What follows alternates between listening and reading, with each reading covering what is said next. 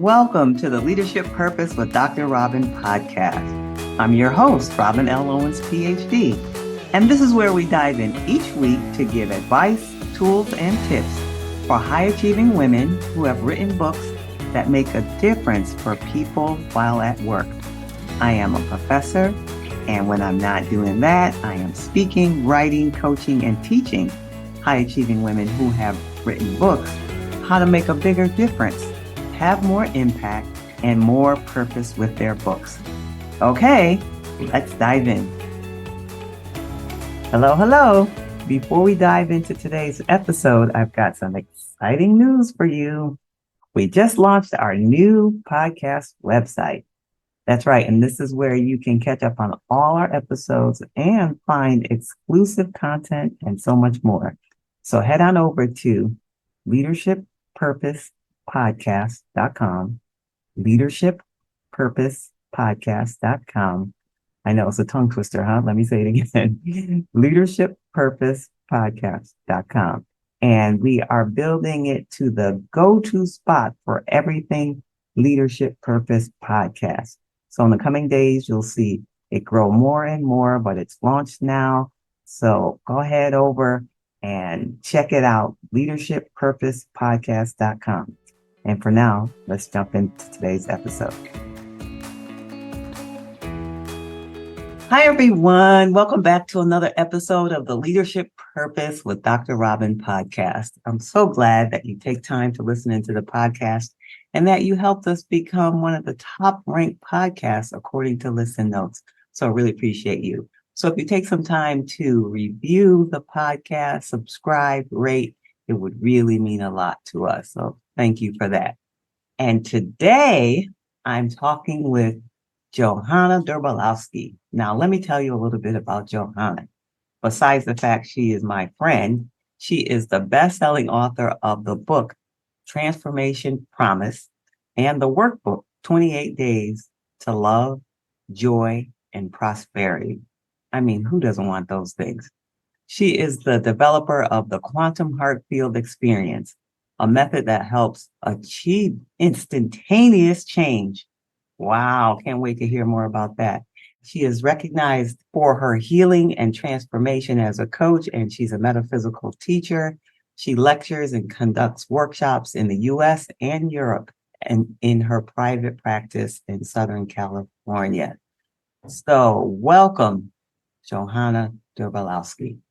Well, thank you, Robin, for having me on the show. I feel honored to be here. I'm glad you're here, and I'm glad we get to have this conversation. I'm really excited. Okay, so now I just read your bio, but why don't you just tell everybody in your own words about who you are, anything you want to say, and then about your work. I am a facilitator for other people to change and just to guide them. Because as we know, there is no such thing as healing or changing another person. So all you can do is help them find their own change and healing. So that's what I do. I help them to locate where their blocks are and how to shift out of them. And I've been doing this for a very long time, and it's exciting and fun. It's always exciting to me to see people change and feel better and have their business improve. It sounds like it's exciting. So give us an example of something that somebody experienced recently that when you think about it, just makes you smile. Recently, I worked with somebody who had been trying to start their own business for a really long time, but never quite felt it was the right moment to make that shift because, we know when we start our own business, it comes with all sorts of fears and what ifs. Those things that hold us back. It's really funny. We think about those things when we want to make a change, but there's never any guarantee. Even if you are in a solid job, there's no guarantee that the job is still there tomorrow, yet we don't think about it because we fool ourselves into that consistency. But life is not consistent and it's not secure, and we cannot count on anything for tomorrow. So the best way is to really go after your purpose, go after your dream, and make those shifts that you feel like you want to make. So in this case, I was working with that person and they made the shift right away, and it seems to be going really well. That's good. They moved from a job to a business? Yeah. Okay. All right. And so do you work with, is that the main type of issue or quote problem that you work with, people who are moving from a job to business, or is it a wide array of types of problems or issues? It's a wide array. Right now, I'm working on a retreat actually that we're starting next year with a partner that I have in it. And in this world that is changing more rapidly than a lot of businesses can handle. So we are having a retreat on innovation with purpose, because innovating yourself on a daily basis is really important, because now we have AI that's going to shift everything again. And then the next thing will come and they will come so much faster. And we don't want to be stuck in, no, I've always done it this way, because then we're going to lose our business eventually. Oh, So we have to be in flow right now. I mean, we always should be in flow, but right now it's becoming more and more important because everything around us is changing so fast. so when you say be in flow, what do you mean? I mean, I could probably guess because you're talking about helping people make change, but tell us what you mean by we should be in flow. What does flow mean? Well, I look at it that way. We cannot stop the motion of life, but we can navigate it. So being in flow for me means to be open to the changes that come and be open to respond from your heart at every time. Oh, are there some tools that you could say now without giving away too much before the retreat of how people could tap into that flow state? Well, I think the main thing is that when you're confronted, like if you have a business and you're about to lose it because technology has made your business outdated, or, just to set an example, because that's what's in the news a lot, the technology aspect, you get into fear. When we get into fear, we clamp up and we lose sight of things. We just like feel we have to come up with a new idea. And when you're really uptight, things don't happen easily and ideas don't come easily. So you have to find a way to really stand in that space where you're open to ideas to come to you, where you're not living this illusion that there's any kind of stability or security in life. And then the ideas can come all the time. So when we work with people in the retreat, we're going to teach them how to be in a space where they can use their intuition, where they can get their inspiration flowing easier, because hopefully they'll be less in fear and stuck and panic. Yeah, I mean, what a valuable tool and resource to give to people to be able to do that, to do it for that particular situation, but then they'll walk away with the ability to do it for themselves once they learn how to get into that state, I would imagine. All right, so tell us about the book. I've read two, but tell us about the Love 28 Days to Love, Joy, and Prosperity. And I say that one because it's the most recent. And who doesn't want love, joy, and prosperity? I don't know anybody who doesn't want that. So tell us about 28 Days to Love, Joy, and Prosperity. It is a workbook. So it's a daily workbook. And I have a funny story with that, because when I started giving it to people, when I was first finished it, before I published it, everybody only got to day 5 and they said, oh, wow, I really got it and I'm good. And nobody wanted to finish the 28 days. And I thought, well, this is not working. But then as time went on, they went back to it and started over again and would get to like a little bit further. But all our muscles, I mean, we have spiritual muscles and habit muscles. So the book is based on, you want to not necessarily push yourself all the time, but you want to know that you are within what you can achieve.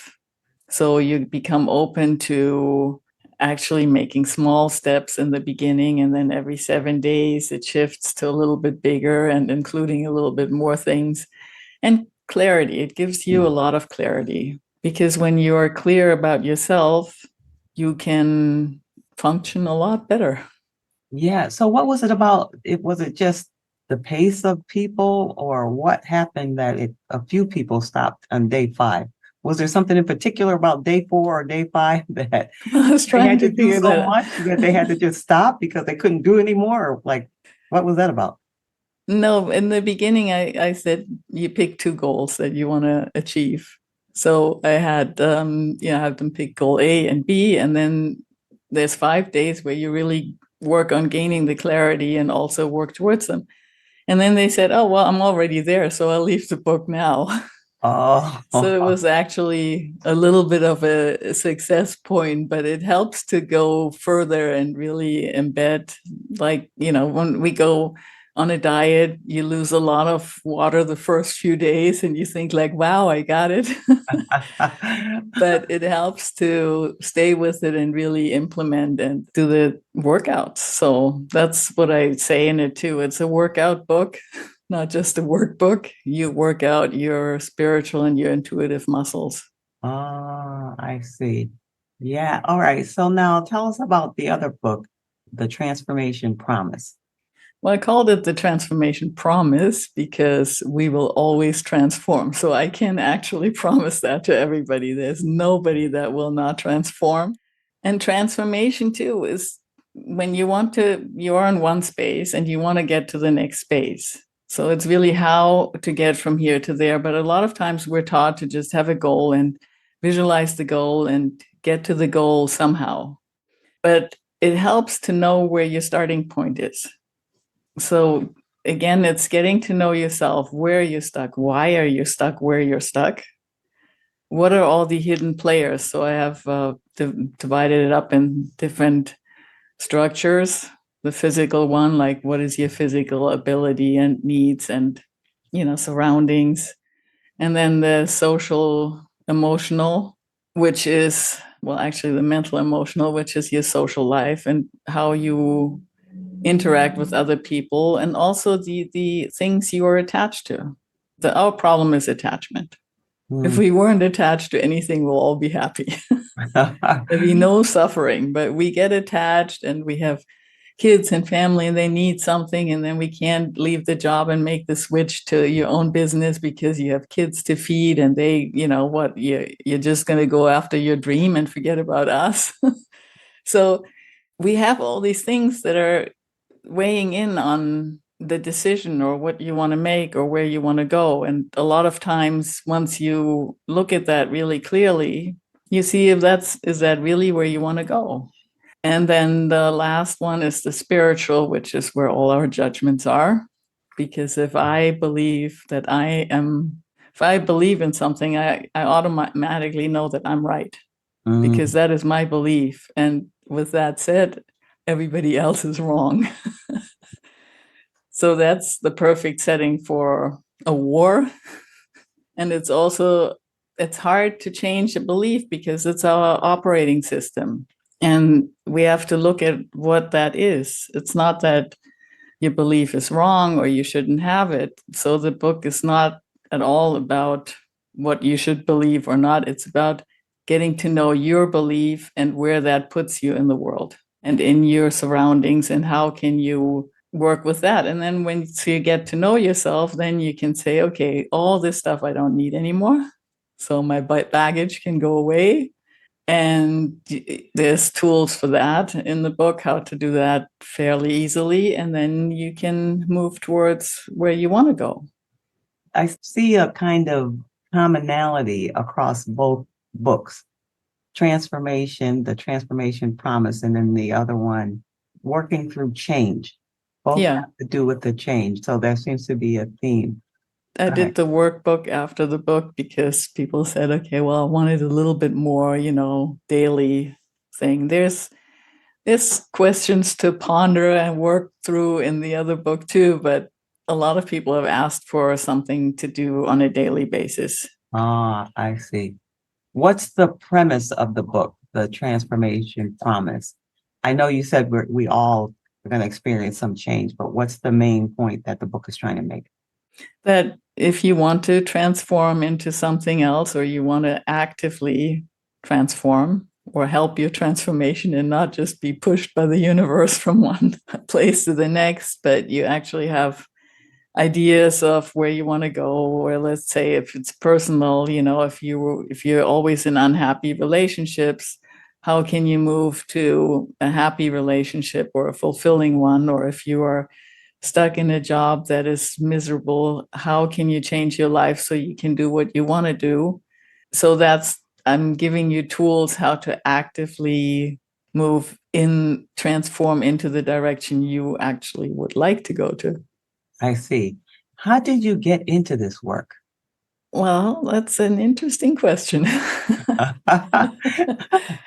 I I started as a kid learning from healers and shaman, and I didn't think that was the life for me because I was way too much interested in the world to be like any of them. But it slowly kept coming back, and then when I actively decided to pursue healing work, I realized that number one, you can't heal anybody. It's a really nice thing to wish for, but it just doesn't work. They have to do that themselves. And then it kind of was how can I help them find that within themselves? So So that's my path, really. you said when you were a small child, you were surrounded by shamans and healers. How was that the case? I mean, it's not something that I hear every day, so I'm just curious. Like, were there, yeah, say more about that. Well, I think I have to blame my parents and grandparents on that. So I was born into actually a medical family, but they were very open to that. And I think my great grandfather was an herbalist, and my grandfather on my other side was into homeopathy. There was just a very big opening, and also like a metaphysical background from both my parents to be open to things that are maybe not that easily understood by the regular world. But as a kid, you don't know that because you think you're like everybody else in a way. And so we had sheep, and in the winter, the sheep would go back to the shepherd. And in the summer, they would stay with us. And then we're at the shepherd, and there were all these people waiting with shingles to be healed and have him, do all this stuff. And to me, as a kid, he just smelled like sheep, which is not that pleasant. And he was kind of an old guy and just living with his sheep and no life as far as I was concerned. But people would come and they'd have shingles, and then they would leave, they didn't have shingles. Wow. And so, of course, that's somewhat intriguing, even if you pretend not to notice it. And I'm not sure why exactly that was, but he thought that I should learn that from him. And I didn't really want to, because I thought if I do that, then I'm going to smell like sheep and have to live up here in the middle of nowhere. So that was one of them. And then there was a monk who treated people for years from all over the world, and he never saw anybody. He worked in his office, although people were lined up in the winter outside for hours. But they would go into a room where he had a secretary, and she would put them in a room and he wouldn't see them. So he'd be in the other room, and we were there visiting because he was somehow a friend of my dad's. And then he looked at me and he said, well, how would you like to come with me in my room, and I'll show you how I work with everybody? And I could see a little bit of the look in my dad's face. It was kind of disappointed that he wasn't asked. And so I said, yeah, okay, whatever. I think I was like 12 or 13. And also, he was a monk. And I'm like, I don't know why you're teaching me, and I'm never going to be like you. Never say never. Well, yeah, but when you're a kid I just didn't want to be groomed for that. Right. And then also my dad had, I helped him in his medical and office in the summer vacations. And then sometimes he would just call me and he said, well, what do you think would have to happen here? And usually that was kind of the thing. My thing was, I don't really know what should happen here, but I have somewhere to be. I have something better to do than figuring this out. So there was a person with a little bit of a growth in his hand, and I remember that really well because I had a party to go to, and I realized that whatever was in his hand was keeping me from going to my party. So that had to go. So it was not really a big spiritual whatever thing that was going on. It was simply, I want to go to the party because there's this really cute guy that I want to meet. And this guy is not cute and he has this thing in his hand and I can't deal with it and it just needs to go. And so I just felt it with my hand and just thought, okay, I just told the thing, you can't be here. So whatever you do, you can't be here, not now. And then it went away. So and it wasn't a questionable thing for me. It was just okay, good, gotta go. But after that, I thought, oh, well, this comes with some sort of a responsibility. People want something from you. So I just said, I'm never going to do that again. So I'm just not, I'm going to do my own thing. And I grew up and be normal and not be weird. And so that was your father's, that man was in your father's office, his practice? I think it was just somebody he knew. Oh, just somebody you knew. Yeah, that came over. Wow. In that particular case. But yeah, so I tried really hard to be normal, and then I realized that that doesn't work either. So eventually I said, okay, I'm going to do this. I'm going to just study this and bring it together. And other things happened. I had a nephew who had leukemia, and my sister, of course, couldn't go anywhere. But she was interested in Jerry Jampolsky's attitudinal healing in Northern California. So I went and I just took the training on how to be with people with life-threatening illnesses and how to support them. And then I studied the psychology of kids with life-threatening illnesses for a while. And, just the thing lingered and stayed. I stayed somewhat interested in it, and then I did other things. I became a Reiki master and a hypnotherapist and learned about past life regressions, and everything was sort of working for me. But there was always that little something that didn't fit. So I kept working until I found something that fit for me to work with. So I put it together like that. And so you found it. Well, I found my way of working. Yes. Yes. Well, I mean, that's the only way that counts, right? For everybody to speak, right? To be true to who they are and what it is for them.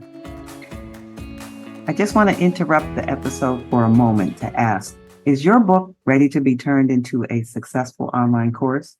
Well, to answer that very question, I took the time-tested process that I use for turning books into successful online courses, and I created a free checklist that you can review and check off so you absolutely know the ways in which your book can be turned into a successful online course. So just head on over to createmasterfulcourses.com, createmasterfulcourses.com, and get your free checklist there. All right, now let's get back to the episode. All right. That's a fascinating story, and I could ask you 100 questions, but I want to be mindful of everyone's time, including yours. All right, so now let's talk about your author hat. So that was your healer hat, so to speak, and your healer self. Not that you can separate these parts of yourself, but for the sake of the conversation. Yeah. Because I imagine there might be some other women who have written books, and so it might be helpful to just hear from another author's perspective. So let's start with what has been and you can answer in relation to the book or the workbook that came after it, whichever one. What would you say has been the greatest joy related to either of the books? I think when you write a book, you become really clear. Hmm. You have to become really clear. I think I lucked out. I found an editor that was not in my field. So she would really point things out, because when you write a book, you come from an expertise, or you should come from an expertise, Right. and you write in that style. But the book, the people that are reading it, they are there to learn. So for me, finding an editor that was not in the field was really valuable, because she would not understand some of the things. And I knew where I had to explain it more, or maybe phrase it different, or use a different terminology for people to understand. So that was a very lucky thing, because I didn't go out and seek an editor like that, but I could see the value of it right away. And I encourage everybody to go look at that, because we tend to be around our peers, and our Mhm. peers understand what we're saying. But if we want the book to go out to other people, we need to make it understandable for them.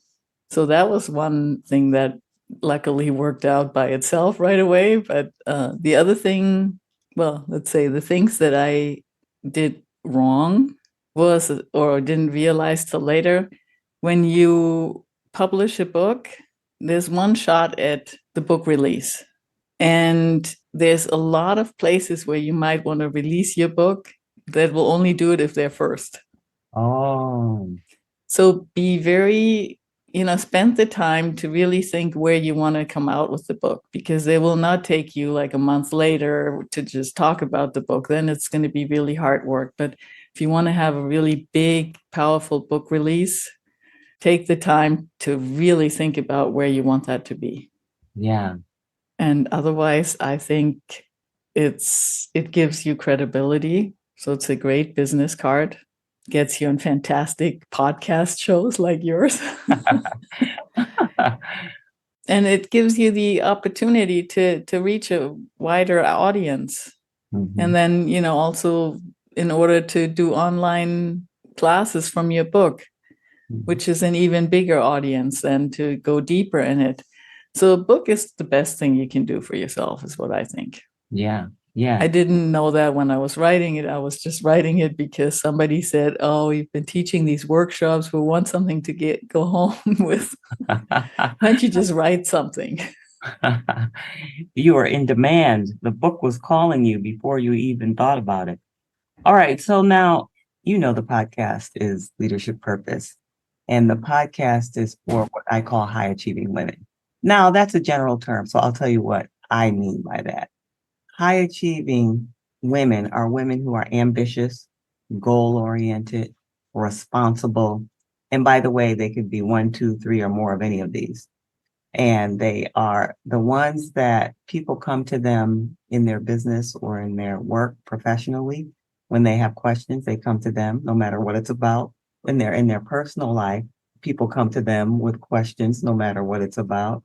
And generally, they're good at a couple things, two, three things. They're good at things. And so they're the ones that are supporting everyone around them generally. So when I started the podcast, I thought, well, who supports them while they're supporting everybody else? Because they're good at a couple different things and they're doing all the things, people tend to think, well, they don't need support.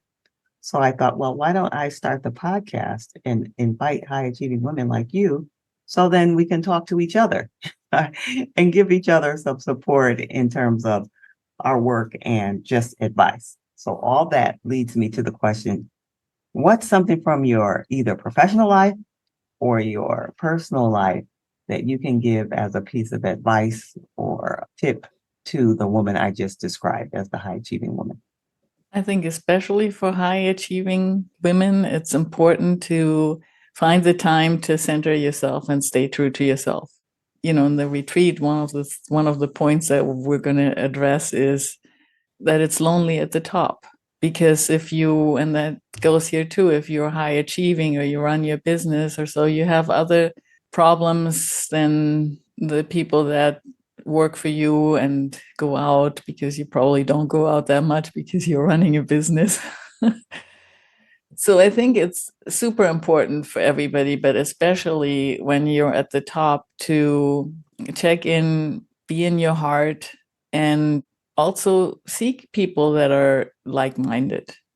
Connect, make an effort to connect with people like that. If you meet somebody, ask them, to have a conversation, because most everybody is in the same boat, and they will say, yes, I'd love to. I just recently, went out to lunch with 4 women like that, and it was really wonderful. And we all said, oh my God, why don't we ever do this? Why don't we take time out for ourselves to do that, to be among peers and reset? Yes.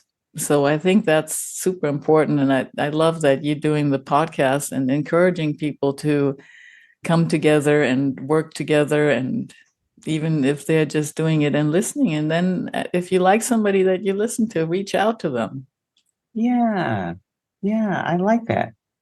I mean, it's not that hard to reach out to somebody, and just you can assume that most people will feel that loneliness at the top.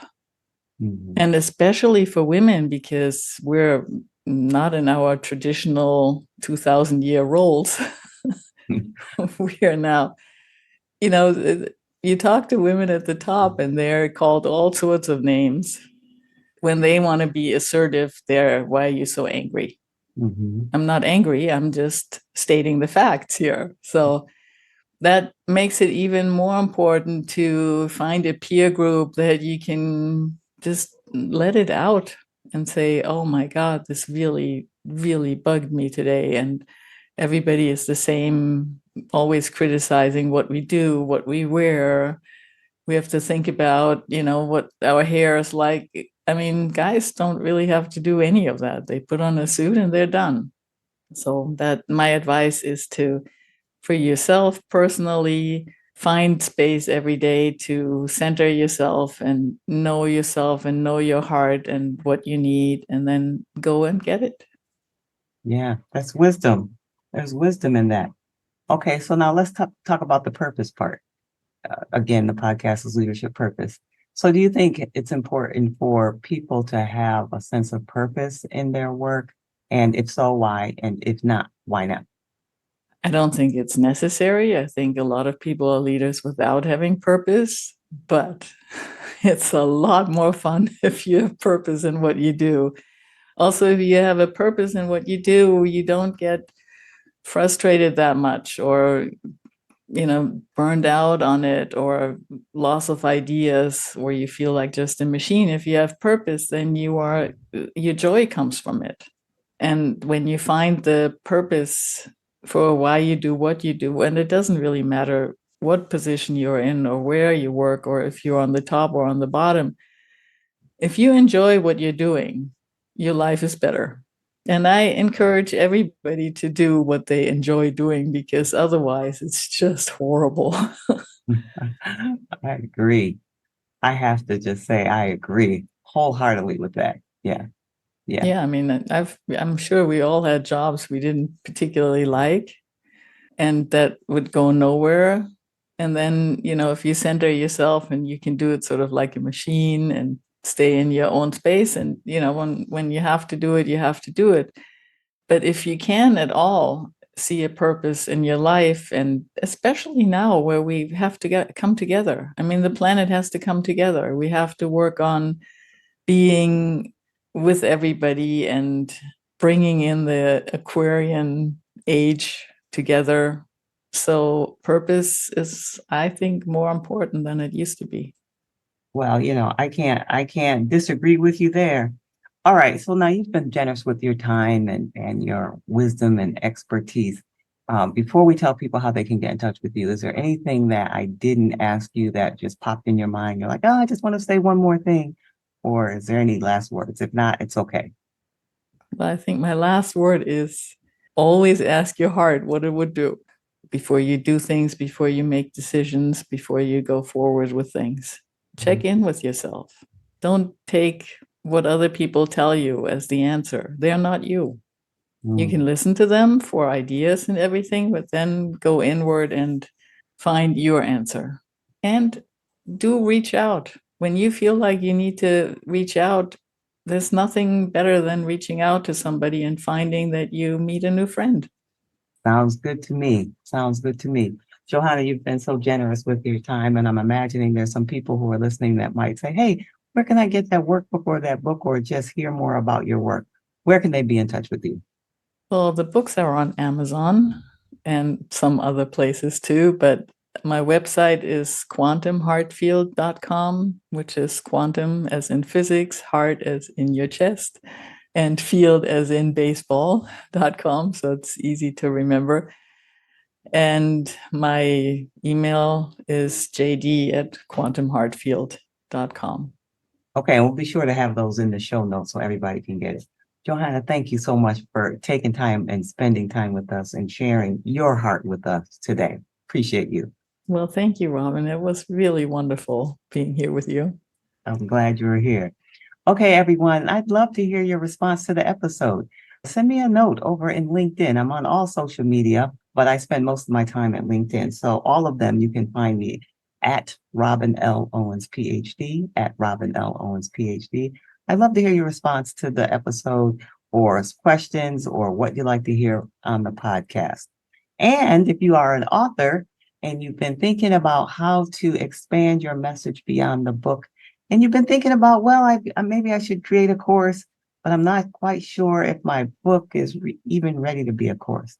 Well, if you're asking that question, I have the answer. Go over to my website, createmasterfulcourses.com, createmasterfulcourses.com, and get your free guide to get you on your way. And until next time, this is Dr. Robin. Thank you for tuning into this episode of the Leadership Purpose with Dr. Robin podcast. If you enjoyed it, head on over and rate and subscribe so you never miss an episode. New episodes drop every week, and I can't wait to hang out with you again soon. Meanwhile, this is Dr. Robin signing off. See you next time.